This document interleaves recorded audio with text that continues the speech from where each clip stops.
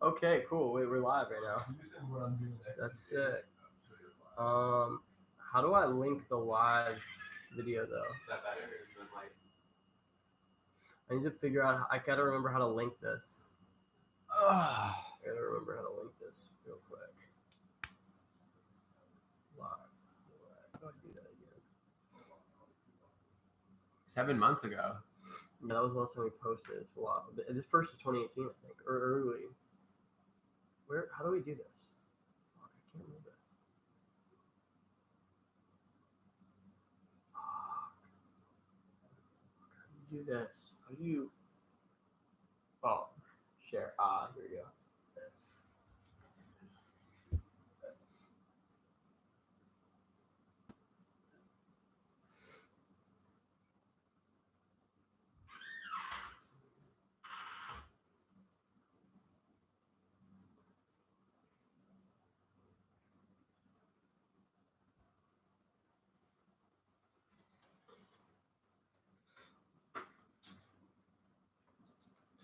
How much do you think you've changed over the past 6 months?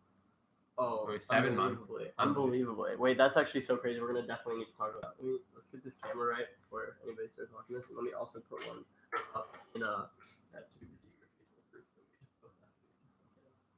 I'm gonna put it In Camus.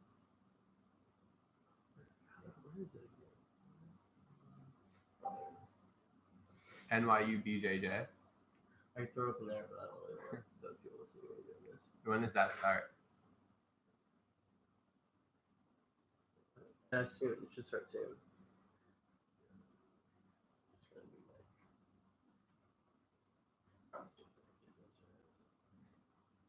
Okay, not have that.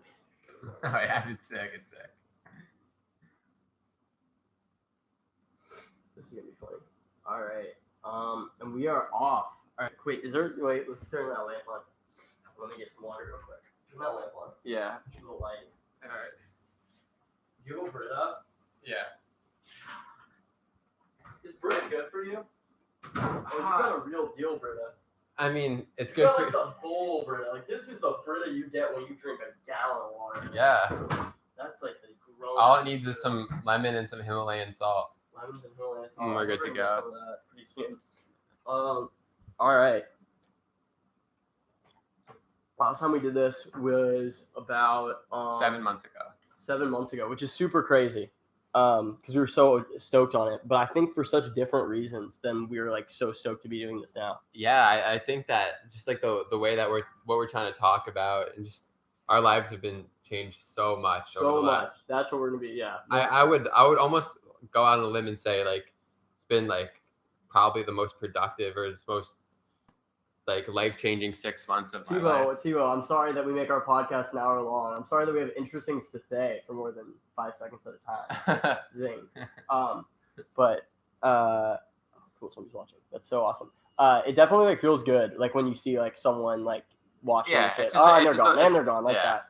But I at the same time, I feel like that's not at all why we're doing this. Yeah, no, it's definitely not about that, and it should never be about that with anyone if they're looking to get into podcasting and starting like we are. Yeah. So it's pretty interesting. This all came about like pretty quickly because yesterday what happened yesterday? Like we planned this all in a day. Yeah. Which is pretty sick, I think. It worked out well. I didn't have to go to class. We just came back from training. We did 12 noon session. Yeah. Went well. It's been good that you've been training. I'm glad that you're doing good. We're good. That being said, we're gonna probably not talk that much about jiu-jitsu. I mean, you probably will because we're gonna talk about our summers and like what we did and why this summer was. I like made a point to like write this down. I did a lot of notes for this because I actually wanted to remember shit. This summer was like the most important summer of my life, but I don't want to call it the best summer of my life. Yeah. Because I've gotten like this idea of like best and worst that I know we're gonna like is going to come up later. Those terms are so subjective. And it treats life as like it just buys into this hedonic treadmill thing that that Shane like told me about the other day. But that's why I think most important's better. And for me, I feel like I'm in such a better place than I was. But I want you to go first. I want you to talk about your summer. Like you worked at AIG. I did, yeah. So I had an internship, and I think this summer was probably the most that I've matured as an individual. Partially because it's like the first time I'm having like a real like 9 to 5 structured job, and that because of that you just have to manage your time more because you get back late and the things that you want to do you don't have. It is a cancerous company. Don't work there. So that went well, but more importantly, the way I think that I grew was by starting jiu-jitsu, and I have this man to thank here 100% for my training. The first day I went was July 16th. You'll see. Here's what's crazy. You'll never forget that day for the rest of your life. I know mine. December 26, 2015. Like I know it. It's more important to me than Christmas. Like that. The first time you go to jiu-jitsu, for the people that stick with jiu-jitsu, it is like such a special thing.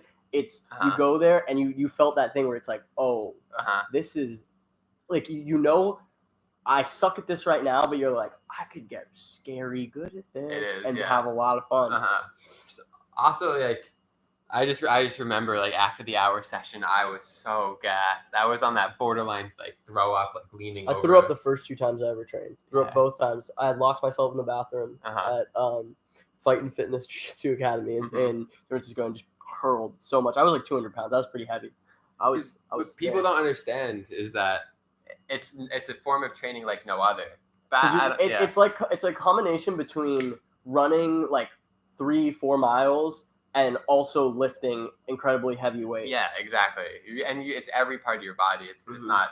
So what kind of work were you doing at AIG? Because you and me have never even talked about that. I never asked you what you were doing because you'd just be like, I don't do shit. I just like watch YouTube videos. And I was like, there's no way that's what you do.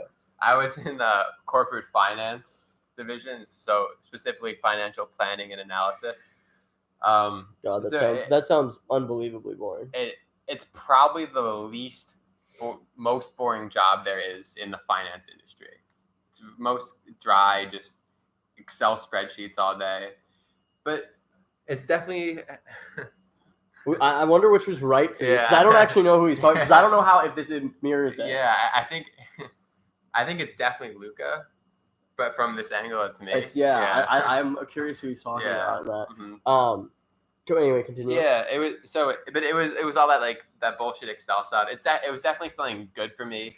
Just like understand like the workforce, just like that grind, just get better at communicating with people, and just because that's probably something I'm gonna be doing. But what I told you earlier is that like what I see myself doing in the future is like opening my own restaurant. Like I think that's so crazy. That's something because nobody talks about doing that anymore. Like nowadays, no one's like, yeah, I'm gonna start my own restaurant because it's hard, man. It's like the toughest business you can be. It's really tough.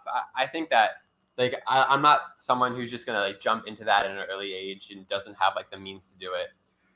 I think that I could see myself working in something that I don't love, and I could do that for a few years, and then I could pivot that to something I like. And the restaurant thing, I think when it comes time, I think that I'll be able to incorporate something like marijuana or just CBD into the food or into the vibe. We gotta start cooking some of that. We do, we should definitely. A lot of people don't really know this about me, but I'm definitely a big like into cooking, not just healthy food, just being like just making good stuff that I like, being a chef. And like I don't know, before I always worked at a restaurant or like a food market, so that's always been my interest. That was like my early jobs, just being around that culture of a restaurant. And I really liked it, and that's something like I know it's opening a restaurant is a grueling business. But if you love it, exactly. Like we were talking about before, I don't really need to make that much money in my life. I think when you get to a certain age. Jesus, Riley. I think when you get to a certain age, you start to like understand money more. And that was a big thing for me this summer is learning that I know what that number is now. Mm-hmm. I know exactly how much I need to make so I can have all the shit that is important to me. Yeah. And then like also like I know what stuff costs a lot of money, and I realized I don't actually need that much. Right. Really, what do you need money for? You need rent money. You need rent money. You need $200 a month for Henzos. For Henzos. Yeah. You need food and regularly updating your gear because everyone wants to have a cool gi. Yeah. You need to be able to afford healthy food. Yeah. You want to have some money to go to drinks with your friends on the weekends. Yeah. Like that's really all you need. Mm-hmm. Weed money. Like that's that can get a little pricey, but Jesus. Okay, Will, you're gonna get blown. What's up, Will? But the one thing that I kind of want to stress is never being cheap when it comes to putting something in your body. Yeah, we're learning that from a guy. First shout out. There's gonna be like so many shout outs because a big thing that we're gonna be talking about is how other people's podcasts are influencing our lives. And the first person like have to give a shout out is Tim Welch. Like Tim Welch, you're the fucking man. Yeah, if you ever so hear this, knowledgeable, dude, learn so much from you. Yeah, him and Sean O'Malley, they're Timbo So Sugar good. Show podcast. So it's the show I think we most want to emulate. Yeah. And it's probably like the least popular podcast I listen to. Yeah. But I think in about 5-6 years they're going to be huge. Because once they get more famous, I think things are changing where people are not people's are starting to realize what shit matters and what shit doesn't matter. I think not everyone, but it's gotten to like 2% of the population that like gets it. I think like probably 2% of the population gets it. If we can even get that number up to 6%, holy fuck, the world's gonna be fucking awesome. Like if we can get 6% of the population to just stop caring so much about materialistic things, start smoking more weed, start like opening up their mind to like psychedelic experiences and mind-opening experiences, and just like admitting they're fucking wrong. And like those are like the biggest points I'd say. And where have we gotten all that shit from? From the internet. Yeah, from the internet. Podcasts. Yeah. Listening to people. I don't know. I guess I could talk about what my summer was like. It was very different than yours because I wasn't working. Right. My summer started out like as miserably as you can like possibly imagine. Like I don't know if you remember, but I was in like such a bad place at the end of last school year with just like drama that I'd like obviously 100% brought upon myself with like girls and stuff, but then also just like taking like K-pens, which is just like a Xanax, and you're trying to get us doxxed, bro. You're an ass. But like taking a lot of drugs, and it was not necessarily because like I didn't have anything going on in my life. It's like I just didn't see a path forward, and I think that's when people's lives get hard. It's like when they don't see when you can deal with shitty shit if you see the path. If you can see the path, you're like, all right, I just got to like keep going. I just got to get through this. I got to go forward. And I just like couldn't see the path. So I was in a really dark spot. I was heavy. I was like 175, which is like about as heavy I've been since high school. Since high school. Yeah. Since you were fat. Was like too scared to go to. Dean, quick question: Alvin Kamara or Keenan Allen? Go. Alvin Kamara. Alvin Kamara. Yeah. Go Saints. Who dat? Sorry, what was I talking about? What was I just saying? Your K-pin bender. Yeah, so I just didn't.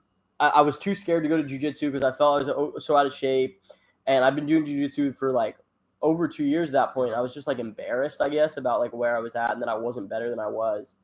Went home, wasn't like really training, didn't know what I was gonna do when I got back to New York because I was there for like 10 days. Ken or Davis wins in a fight. I'll take Davis for 100. I've wrestled Ken. Davis my homeboy. So. No offense. Sorry, Kent. Love you as a roommate. It was good times. But like, I went to jiu-jitsu, and one of my buddies, Jack Tunney, who I've been doing jiu-jitsu with, like I got him into jiu-jitsu, and I've been doing it with him since high school. He's amazing. He's really good blue belt. Kicked the shit out of me and was like, dude, what the fuck are you doing? Like, why are you doing this? And I remember like after he beat the crap out of me, I was like, all right, I'm going to go to jiu-jitsu the next 2 days, and I'm not going to eat any carbohydrates for the next 2 days. And that's the other thing. I always felt like shit all the time, just constantly. I felt like shit. And it went really well. I got my ass kicked the next couple days, went back to New York, and I think I was like just doing that, still eating pretty shitty when I got back to New York, but I started training jiu-jitsu more, which again, just like started helping. And then the biggest turnaround, this gets in now like into our big shout outs of the summer. Someone told me, I think it was Logan, told me to watch Sean O'Malley, Joe Rogan. No. First he had me watch the Sean O'Malley fight Andre Sukumtat, and I was like, damn, this kid is long. This kid's crazy athletic. Low weight class. Cool style. Just a cool guy. He's got a tattoo on his face of a star because he's a star. Super cool style. Like, wears whatever the fuck he wants. Yeah, like, he's just like a cool guy. Like, not afraid of anything. And so I watched that podcast, and I think somewhere in there, someone, whether it was Tim or Sugar or Joe, said, and I was definitely dealing with like aspects of depression at the time. Like I was so just down. Even when I got back, I was just like kind of miserable. And one of them said, as far as dealing with depression, you can't really analyze where you're at until you've taken care of your exercise, your hydration and nutrition, and your sleeping. And I was like, let's try it. I was like, let's try it. Let's see what happens. So I started like just kind of like eating better, following their advice. And then another thing that they said that had a big difference. This is another one that I wanted to get to. He's like Tim Welch talked about being like a sorry, I'm gonna get distracted. Talked about how he himself learns from other guys like Aubrey Marcus and Paul Chek and Eckhart Tolle. Yeah. And I'd never heard of any of these people. I'd never heard of any of these people. Most people probably don't know. No one, So I looked them up, and the first one I looked up was Eckhart Tolle. And Eckhart Tolle did a podcast with Aubrey Marcus, and I forget which one it is, and it was about like relationship. It was about like societal relationships and why the relationships between men and women are the way they are, and how it's based on like a history and like our Native American societies. And we're definitely going to get back to that stuff in future episodes, because I definitely want to talk about the stuff I learned from that episode. But want to move on to like Paul Chek. He talks like a ton about. You actually, I feel like, have done more research into Paul Chek than I have. Yeah, I know you know more than me, but but Paul Chek, I don't think so. You know a lot about him. About Paul Chek, like he's at 50 or he's like at 50. He's out 58 and he's jacked. Look up Paul Chek. Here, I'll pull up a picture on my phone. But like, I think the dude is a tank. But I think what like Tim Welch. Riley Cobbs, there are worse things to be than want to be Joe Rogan. I'm just gonna say that. Like there's very few guys that we can look at that are in their 40s or 50s and like be like, fuck, like these dudes are with it. These dudes like have the body of a 30-year-old. Like these guys can work out and train and like they're 30 and they have many years left. Like most 50-year-old guys aren't in shape like that. This guy is, I think you're right. I think he's 58. Dude is jacked. Jacked. Look at him just rolling boulders like a goddamn savage. But it's not even the fact that he's just like he's looked, because there's plenty of guys that age. It's everything. It's the eating right. It's getting the sleep. It's the nutrition, the hydration, and just being smart. Yeah, and it makes such a difference in these little ways, and you start to like learn the way your body works really quickly, like shockingly quickly. Like you, like one of the things I figured out really easily is that I try and do a low carb diet for sure, but if I'm going to have carbohydrates, I very much need to have them earlier in the day. Okay. If I eat carbohydrates late in the evening, past 10 o'clock, I'm not getting up before 9, 10, 11 a.m. It's not happening. Like my body just like goes into this mode of just shut down where it just has to digest and I have to sleep. The one thing that's interesting about the food thing is that you will see differences immediately. Like if you eat good in one day, then you'll when feel you wake better. up, you'll literally feel feel better. And that as far as like the waking up, the biggest thing that I've noticed about waking up is when you eat like good meat, like meat that's from like a really well farmed place. You wake up ready. One, you wake up hard, and two, you wake up ready to like fight somebody. You're like, I'm ready to seize the day. Nick Cucci, keto only, 18 eggs. I can't get into that. We cannot answer all these ridiculous questions. We should do a Q&A at some point. That'd be fun with our 3 fans. And then Aubrey Marcus, that's the last guy I want to touch on. Aubrey Marcus I know he does a lot of stuff with like nutrition and working out. He's the founder of On It. But I listen to him more of his stuff about like relationships and also about like just consciousness. And we're going to get into some of that stuff today that I've learned like from him. The latest Tim Welch Sugar Show had a lot of good stuff about relationships. It did? Which one? Episode 8? Episode 8, yeah. What did they talk about again? He was talking about how like his girlfriend, how they're extremely open, and like if she loves someone else, like he loves her so much, like that's the way that he should want her to be with someone else, if that's it. Just being honest, like, and accepting the fact that it's human nature that like a male is gonna want to fuck other females, like that's the way that if you don't, you're either lying or we're stealing his lines right now. That's exactly what he said. I like that stuff. But just to get into like our first topic, I want to talk about ego, because that was a big. I gotta stop getting distracted by it. I wish I could turn this off because I'm like too distracted by it. Like this is just ridiculous. I like don't want this. Yeah, there we go. Okay, now I can I'm sorry guys, you guys are distracting me hella. But the first time I ever thought about ego was from one of these podcasts. And it was when Sugar is talking about how he views his ego as like his Instagram character. Like your ego is your idealized version of yourself, and I really was able to like relate to that. And the way I thought about it, and this is pretty like obvious for anyone who knows me, the ego as the embodiment of who I wish I was and how I wish I was perceived. And what that is for me is mine is like this is like the success is like a golf boy, just like the successful golf boy. And anyone who knows me like knows it's like what I always wished was I wanted to like not give a fuck, not care about anything, not try, and still succeed. And the truth is that like life doesn't fucking work that way. Like that, and not only that, but my ego isn't my reality at all. Like I actually do give a shit about a lot of stuff. I give a shit about like my friends. I give a shit about girls. Yeah. Like, but to act like I didn't was so draining on me, and like giving that up and just accepting that I did care was great. And I take his advice in that I like try and be as ridiculous as I can on Instagram because it's fun. It's a fucking joke. Like if you take Instagram seriously and you're butthurt when somebody unfollows you, like you suck. Like that's hella whack. You're not doing shit right. Yeah, like talking about the ego and like having insecurities, like it's so normal, and everyone, like we all have it, and it's being accepting and just understanding who you are will really help you grow. It's hard. But it's hard, man. So like hard. It's so because, honestly, like, it's probably one of the hardest things. The thing I always think about is how like fear influences future decisions. Because you might say, "I'm not scared of anything. I have no fears," and maybe you are. And if you are, like, you're really lucky. But I was just thinking the other day, I was sitting at in Bopes, which is like our library. I was talking to one of my friends about this girl who he used to hook up with super, super long time ago. I'm like not going to say the names, like I don't want to like throw shade out there, but I've always thought this girl was so cute, and I like totally had a crush on her for so long.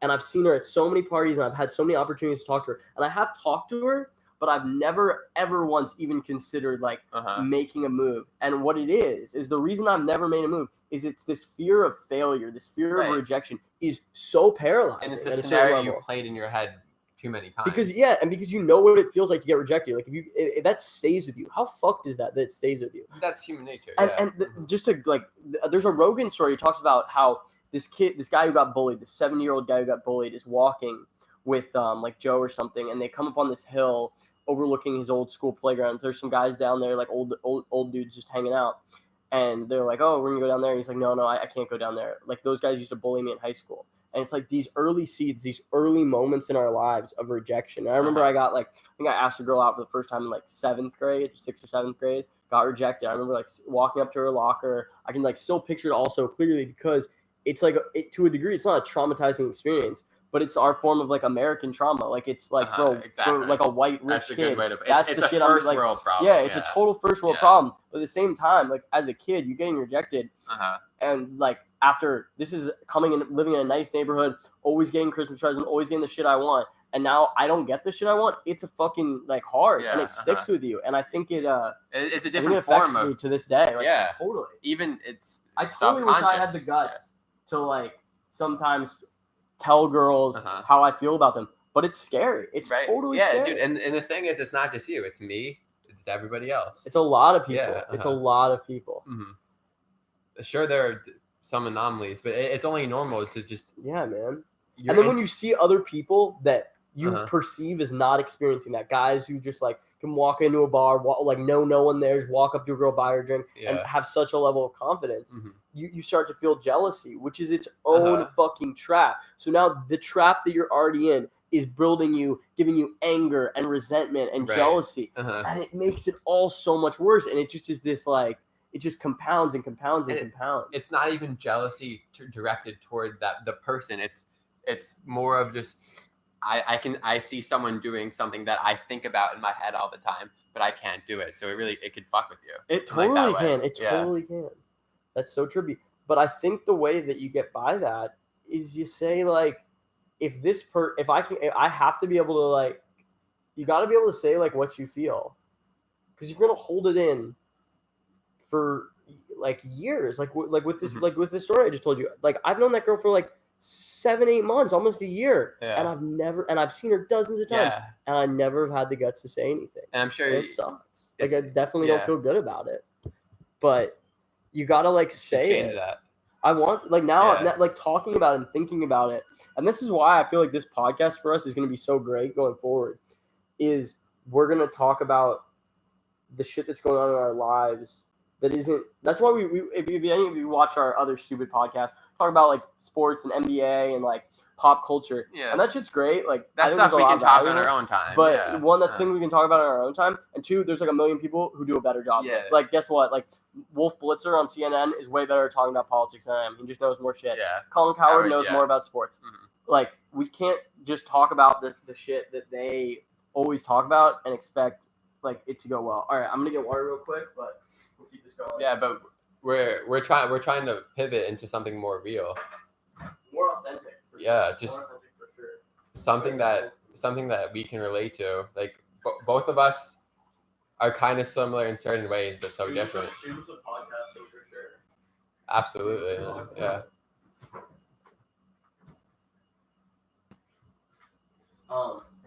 God, I hope this sounds good. Like I'm gonna listen to this later. Yeah, for sure. we picked up this mic. Yeah, if you weren't sure about it. Blue mic. It's actually really cool. It was $100, but I felt like it was so worth it. It's definitely the best baseline, easy to use microphone. Yeah, it took us like 5 seconds to set up. So if you ever like want to record, and I think that like it's cool that I have it because I'm like gonna start just like doing some talks and stuff. What's up, Paul? What's up? I think Cooch. We were talking about diet, and Coochie was his grandma diet. Oh, diet. And Coochie was going off about his 18 eggs and pound of bacon a day. Is he on the? Yeah, he's in the chat. I mean, I don't know if he still is. He's just disconnected. I think he might have left, but yeah. I thought it was mine. We come in. See it. We have 2 watchers. We had 3. They just commented a lot. Yeah. Who are you? Yeah, for sure. Prominent. Blown up. All right. Yeah. The other, just going back to talking about summer and like how I learned about ego. The other big thing I think I learned about, or like 2, really it's 1 topic, 2 topics, learned about this idea of like anger and pain and how we like manage that, because they're like gonna be parts of your life regardless. That's the other thing. Like I don't want this to come off as condescending. I thought about that a lot yesterday. I was thinking that how condescending this could come off us talking about these things. Why is that? Because we're so young. We're like 20 years old. And we're trying to like tell people about like ego and anger and pain and like how to deal with it. And at the same time, like this is all shit that like we fuck up. Like speaking about anger, we're just about to get into this. I totally lost my fucking cool on Facebook yesterday. Like in a group that we're in together, just going on a fucking rant because I didn't like the way that something went. And it was, I think the point I was making was correct, but it was definitely not the smartest way of going about it. Like I shouldn't have let it affect me to the point where I had to call up Nick Tremaglia and be like, what the fuck is this shit? Like you like, being all angry. Like that's not a real way to handle something you don't definitely like. Extremely unhealthy too. Like I know that's probably something I'm better at than you are. Is just remaining calm. I lose my cool. Yeah, like I think that's something that everybody needs to work in, but I know that's something that you want. It's not good for your life. Just even when something doesn't go your way, you don't have to be apathetic about it. You don't have to not care, but just acting in some more orderly fashion and rationally. Rational. Perfect. Rational. Will's asking for a summer story. I've got a great summer story for you, Will. And I actually wanted to get this, so we'll come back to anger and pain. I did a float tank this summer, which was really fucking cool. And I've given you like a little bit of what it's about, but I'm gonna like tell the whole story. So me and my friend have been talking about this for a while of doing a float tank. And for those of you who don't know, it's a sensory deprivation tank or float tank or R.E.S.T chamber, which like R.E.S.T stands for something. It was invented by one of the big proponents of LSD back in like the 70s and the 80s. It got really big in the 80s. Essentially what it is it's a bed of water. It's like a box. It's essentially, imagine a box bigger than you are, like almost bigger than a bed, that can open at one side, has a light on the inside. And inside the water, they heat up the water so it's really, really warm. And they put Epsom salts in it. And I actually don't know what Epsom salts are, but essentially they make you float. So you get in, you close it, turn off the light, and it's nothing. The whole idea fully is your head's out. So your water, you're on your back, and your water's kind of up to the side of your face, and then it's all around your body, and your hands are just the tops of your hands are out of the water. But I'd heard things about it on Rogan. and I'd heard things about it on like other podcasts about the benefits of it. What, Stuart? I'm next. Ignore that. I need to turn this off again, or I'm gonna get distracted while I'm telling the story. That thing is deadly. Yeah, like that, yeah. I totally get why they yeah. have this. It makes more sense to me every time why they have another guy that runs all the behind the scenes stuff. Exactly. Yeah. Because even the fact that we have to see this and can't just sit face to face and talk to each other is a little bit irritating. Like I definitely could see us using that table and putting it aside. It's not ideal to have to see that yourself. might be more of a casual. It's stressful to have to see yourself while you're playing. That's true. Yeah. Anyway, getting back to you're almost fully immersed. Yeah. Mm-hmm. So and then it's just complete nothingness. So the first thing that I noticed was thoughts were going a million miles an hour because there's no sensory, so your thoughts just get super loud in your head pretty quick, like within 10 minutes. So I was just trying to stay calm, and then I was starting to get a little bit panicked because you're in this box and you don't really know where the exit is. Because at first I was like, I'm not moving at all, and then I was like, I'm definitely turning in this box. You can almost fully turn in the box. And the water is so warm, the air is heated up and so humid, that it's almost hard to tell if your hand is in the water or out the water. You can't find your face. Like it totally distorts your spatial awareness. And anyway, it's kind of like, it's hard to explain for sure, like the true uniqueness of the experience because it's not like anything I've ever done. Right. I would call it meditation. I'd call it meditation on steroids. For sure. It's probably the best way you can describe it. The best way I can describe it. I did definitely see stuff, and I was dead sober. I had not like smoked before. I remember just leaving and being as calm as I've ever felt. I did it about, I think, 3 weeks ago now. I'm going to do it again in another 2 weeks, 3 weeks, hopefully at the latest. What do you think you gained from it, though? I feel like it's in a lot of ways a neural reset. Okay. I think that you can get better at it. I want to go longer, and I want to like experiment with some like precursor substances potentially. Mm-hmm. What's the financial burden? It's pretty expensive. It's like it's anywhere from $70 to $110 like for an hour. Or no, it's about $70 to $90 for an hour, $100 to $120 for an hour and a half or longer potentially. But I'd like definitely the next time I go next time I float, I want to do an hour and a half. And I definitely see this as something that is going to be like a part of my life for years to come, because I think it is an experience that's hard to get anywhere else. I think you can sit in your room and meditate it, and I have done that, and it's fucking hard. It's so hard. The noise of the apartment, just New York has a sound. Like if you ever lived in New York, it has this real clear sound that's can be very distracting. Like I wonder if I doubt it's on the audio now that we have a mic, but in the old I could hear it for sure on the computer, just this zzz background noise of New York, and it makes it really hard to focus. And getting in the box, it's all you're just locked in right away. You're like, oh, time, worrying about what time it is, where I have to be, that's gone, because there's no time in the box. There's no clocks. There's no one telling you, hey, Luca, when you get a chance, can you do your dishes or this? I need this or I need that. It shuts all that stuff off, and you leave feeling about as calm as I've ever felt. I think something like that, or something that's a little easier to do, like meditation, just in terms of you. It can be so beneficial. I stole Sam Harris's. Like Sam Harris has a YouTube. If you Google Sam Harris meditation, click on the 8-minute video. There's a 20 longer minute one. I've never done that one, but I've done like the 8-10 minute one, and that's about as long as I can go. Because after about 10 minutes, I'm just thinking about food or. Have you ever tried to meditate with no medium? Just.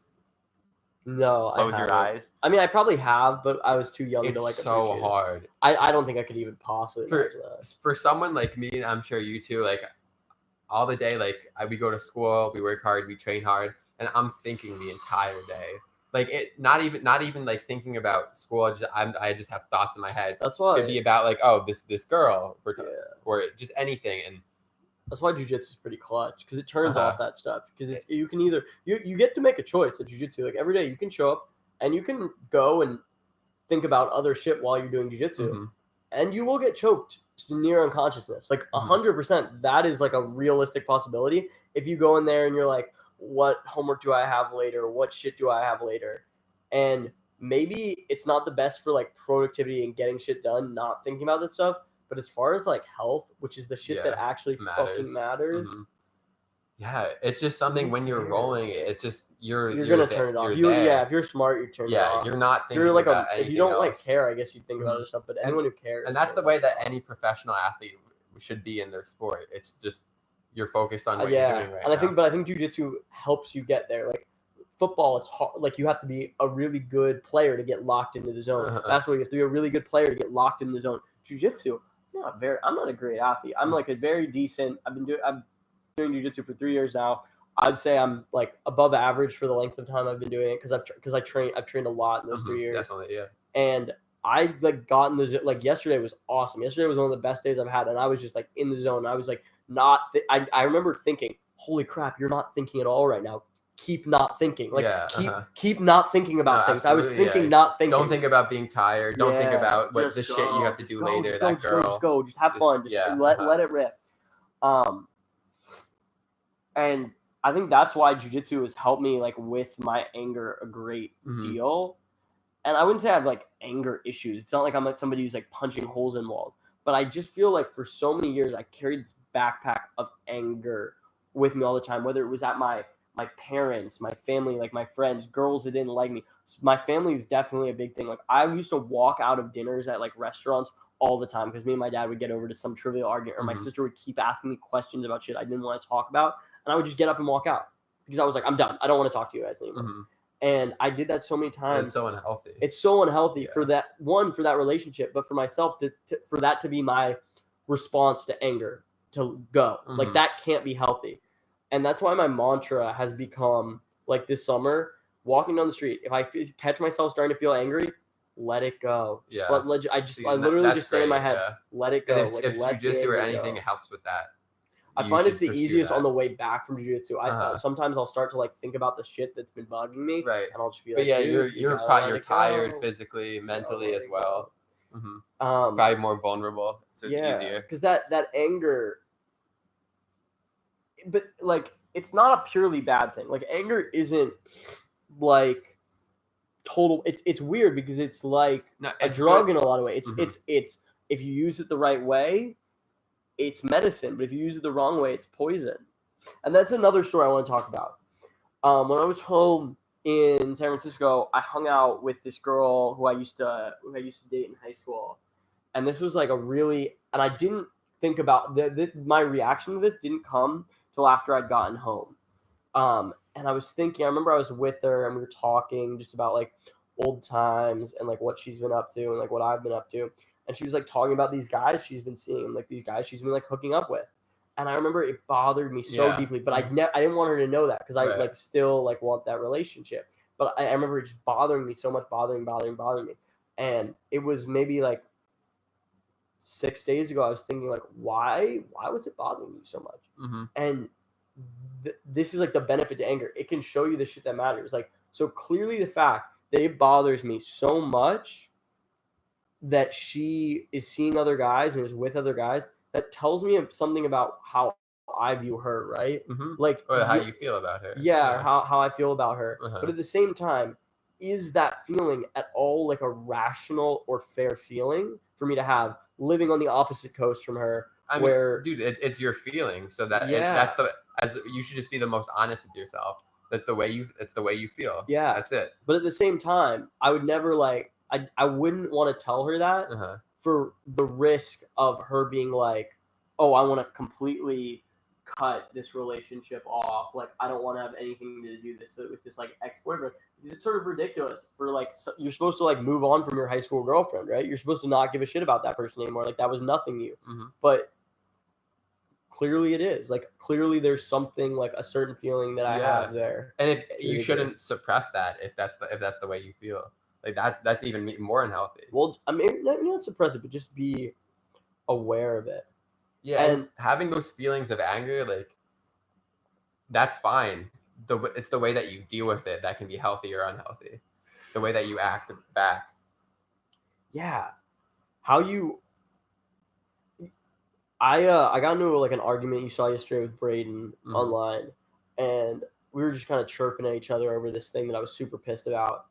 But after I had some time to cool down, like which I always do, I was like, this is stupid. And I reached out to him and I talked to him personally. I was like, dude, this is why I'm upset, X, Y, and Z. And he's like, hey, I get that. This is X, Y, and Z why I did it. And I was like, that makes sense. I don't agree with like the end result of it in relation to me, but it makes perfect sense to me why he, with the data he had, because all that we're doing, like as human beings, actually, I'm gonna pause. I need to get high because I'm about to go off on like a little thing about like, human beings and but anyway, like I'm just gonna go into it. All we are as human beings is data processing units. Like we just take in a fuck ton of data, and our genetics interprets it in some way. And then we respond to the way that other people do the same thing. Yeah. So when you can, and I think Eckhart Tolle said this. I am just the other person. That other person is just a different version of me. Right. It's just a different order of 4 fucking proteins. Yeah. Like how absurd is that? The difference between me and him is the way that our genetics came together and arranged itself. But it's all the same shit. Like I am the same shit. He is the same shit. Trump is the same shit. Obama is the same shit. All the people in Al-Qaeda are the same shit. And it's just that genetics combined with that situation, combined with like how much food you have, what you've eaten on the day, affects your outlook. And that's why you have to fucking forgive people. Like, because they're you. If you don't forgive someone for something they've done to you, or at least try to forgive someone for something they've done to you, then you're only hurting yourself. Yeah, you're just being ignorant. Because you've clearly done something wrong yourself as well.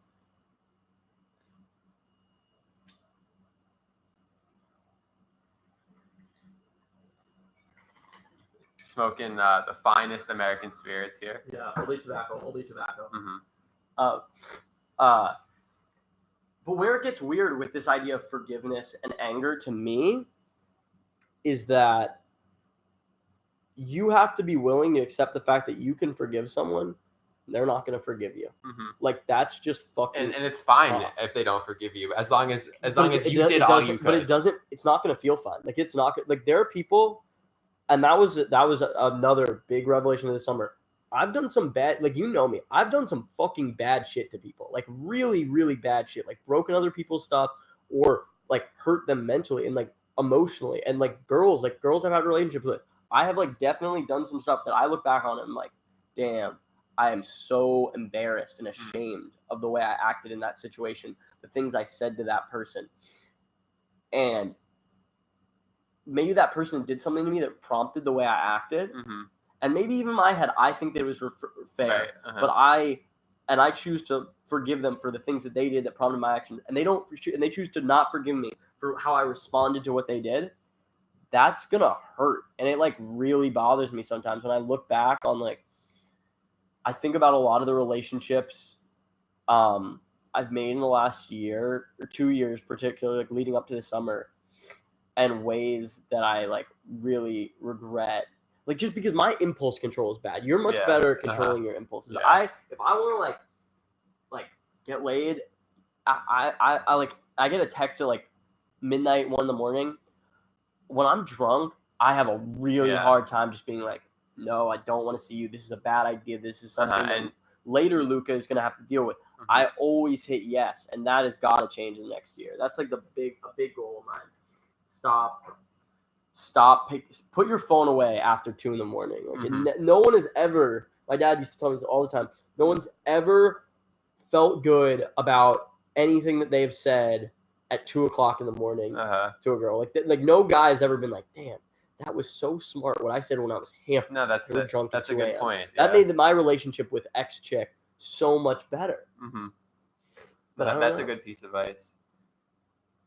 I've got like another story. My sister like recently went through a breakup. Actually, and this is just playing off that, like the fact that like anger and pain and all these big concepts, and you can tell we're jumping around a lot. And the reason I think that is because I think we're still trying to wrap our heads around them. I think that these concepts are so large that we're never gonna get it. Like I don't think I'll ever fully be able to say like I'm done figuring out me and my relationship to this thing. Like this thing being what is coming in through our eyeballs and what we're processing. Like I don't think I'm ever gonna get this thing. But you gotta try, right? Like you have to. It's the best you can do. That's all you can do, yeah. Yeah, man. But I feel like we're finally on the path. Like I feel like you and me are both like on this path. I feel like over particularly the last 2 months, like I've changed a lot as a person. I've seen it, man. You fucking gained 7 pounds in the last since you've been doing jiu-jitsu. The one thing I want to talk about is like it's one thing to like start doing things, but when you actually see results, I feel like I'm proud of myself. Like it's not something that I've experienced. Like I'm definitely like a lazy person. Like and now I've just kind of changed myself. Yeah. It's that old adage of an object in motion stays in motion. Mm-hmm. When you are working out 4 or 5 times a week, you start to be really miserable if you don't. You're like bored. Your body starts to kind of get this ache. I get this like if I go 3 days without jiu-jitsu like I did over Labor Day, by Monday my body just had this like ache of like you have been sedentary for too long. You need to do something. Yeah, and that's why I don't get, and I feel bad saying this because there's like people out there that are going through this. How you can get to be 400 pounds? How you can even get to 300 pounds? Partially, there's some genetic issues with that, but in certain cases. Yeah, but I'd say 75% of the people that weigh 300 pounds or more have no reason to be 300. Yeah, like okay, and I believe that like, without any factual evidence. I really do. If we're talking like, they were talking about how many people have type 2 diabetes, which is nothing hereditary. It's just you get that from eating like shit and being unhealthy, and it's an insane number of people in the world that have it. Like I don't get that too. Yeah, I feel like bad because like obviously I happen to have like people in my life that like didn't let me go down that path. This is gonna be fucked up, and this could be like a controversial thing to say. I want your opinion on this. I think fat shaming is not always a bad thing. I think in the right situation, depending on your relationship, like I feel very comfortable. Like I have a friend from high school, he's a little chunky. I let him hear it. Yeah. Because he does jiu-jitsu with me, and he's training, and he doesn't train enough, and he doesn't eat. I personally think he needs to cut more carbohydrates out of his diet, and I tell him that. Yeah, no, and I had people do the same thing for me when I was out of shape. Like people made some fucking cracks, and I didn't like it. It doesn't feel good. Yeah. Yeah, I would never overstep my boundaries with someone I didn't feel comfortable with, but 100%, if it was somebody I cared about with anything, not just being overweight, they'll hear it. You don't have a right to go up to someone in a supermarket if they're fat and say, "Hey, watch it," like chubby, whatever. But to your friend, you almost to me have a responsibility. Yeah. No, they do for sure. Damn, we've been going for 50 minutes. Feels like about 15. No, that's good. Yeah, feels like about 15. It's really cool. Yeah, and we haven't even broken the surface yet. And I don't think we're ever like. I think that this podcast is the start of that. Yeah, and I think it's how we're every day we're learning something new. We're getting new experiences and just interacting with people, with training. Like that's why I want to go to Peru and do ayahuasca. Mostly because I'm obsessed with like Joe Rogan and Aubrey Marcus, and they're like my heroes. Yeah. That would be something. I just really want to meet these people. Like, it's really funny that like people make jokes that like, oh, I'm obsessed with Rogan. Yeah, and you can be obsessed with people. Every girl is obsessed with the Kardashians. Like, I'll pick you pick your idols. I'll pick mine. Like, these guys, like, I absolutely, if I ever met Joe Rogan, I'd be like, dude, you saved my life, because I have no doubt that I would be dead without jiu-jitsu. Like, I would have like OD'd. Or I would have gotten like addicted to something else, or I would have just drank myself to death. Like my life would not be here without it. That's scary to say, but I know what you mean 100%. Like because I don't think you have like the impulsive like behavior that I do, that I have for whatever reason, and that's just like me. But man, like these guys are like making our lives better. So like it never bothers me when people make cracks. So like, why are you always listening to podcasts? Yeah, like, why are you like? Because I want to be fucking smarter, idiots. Every day you're learning something new. And you just learn about the crazy shit. Like Joe Rogan had the guy with the deer talking about like the virus that is killing deer. Like I fucking forget. It's like 3 letters. Super great podcast. You should listen to it. We were listening before the Elon Musk episode came on last night. Which I'm definitely everybody should watch that. Everyone should watch that. It's really cool. Elon Musk is definitely more insane than like you could ever imagine him being. Yeah, he's a loose cannon. For sure. You know what's something interesting I noticed about when we're doing this? Because the screen is there, I feel like we almost talk more to the screen than each other sometimes, which is irritating me. I don't like that. Yeah, because maybe we should try a different setup next time. We got to. Across. Oh, that's fucking genius. Yeah. That's way smarter. Dude, see, what I just did was I blacked out the screen. Oh, dude, come on. It's the edge of my shoe. This is nice. We blacked out the screen because it's so much harder to like actually have a real conversation. Yeah. And it's still like it does feel like someone like weird to me. But that also could we should try that a different time. And we should have a third person. I feel like a third person would be great. Yeah. That's why I want to get Ben Spetner or Shane Kreinberg on the podcast next week, because this would be really sick if we got to do this every week and have cool people on who do like interesting shit. Like if you are like my friend and you don't do anything, you're never gonna come on. Yeah, like you gotta have something like really cool that's gonna get me fucking pumped. Dude, and that was kind of me for a bit. Like before I started doing jujitsu, I was working, but I didn't really have that like physical relief, so I really wasn't really doing anything else. Oh god, I just had such a great person. I'm not gonna say it out loud, but for the podcast, we'd have to do like a lot of episodes to make it like more legit before we would invite this person on, because I'm not as close with them.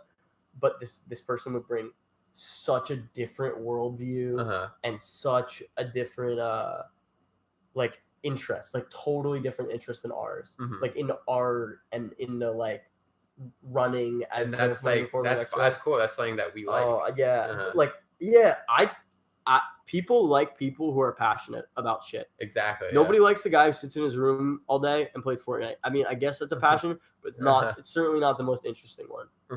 Unless you're ninja good and you're traveling the country and traveling the world, being a 1%er. Yeah, but that's a perfect point. It does. I don't. I'm weird as shit. You're weird as shit. Like that's way more interesting. Yeah, it's cool if you're passionate about something. Yeah. I think I do want to wrap this up because I want to save our big jiu-jitsu conversation for like the future, because I feel like that is going to be like a 2+ hour just like marathon of me showing you videos and us talking about the greatest sport that anyone ever came up with, the greatest combat sport that exists. Although I say MMA is the better like design sport, as far as it's just like weird, borderline artistic, kind of like a performance weird sport. It's like jiu-jitsu, because it's just not. There's nothing really else that looks like it. Like when you know what you're watching, you're just like. Yeah, everything's just. And when you don't know what you're watching, you don't fucking know what you're watching. Well, not only do you not know what you're watching, you almost are bothered by what you're watching. Like people who don't know jiu-jitsu, who haven't done it and like don't get it when they watch it, they just don't even like. They're almost put off by it. Yeah, it doesn't make sense in a lot of ways to them. Well, it's a very counterintuitive sport. Well, almost everything you do is the opposite of what you think you would do, which is really weird. That wrestling, which just seems so primitive, is so unnatural. It's so unnatural. It's very restrictive. Like that move, I forget what the second move we learned, the one where when you're coming out of the like shot, counter shot thing, and you're pulling your arm and you're swimming through. That is not like a normal human movement in any way. Yeah, no, it's very weird. But repetition solves everything. Yeah, then you just learn it. All right. Anyway, we're gonna be back next week with a guest to be decided. I'm glad that the audio sounded better. Fuck. Why am I talking to this? I hate that. Why did I do that? Shit. All right. Well, see you guys next week. Peace.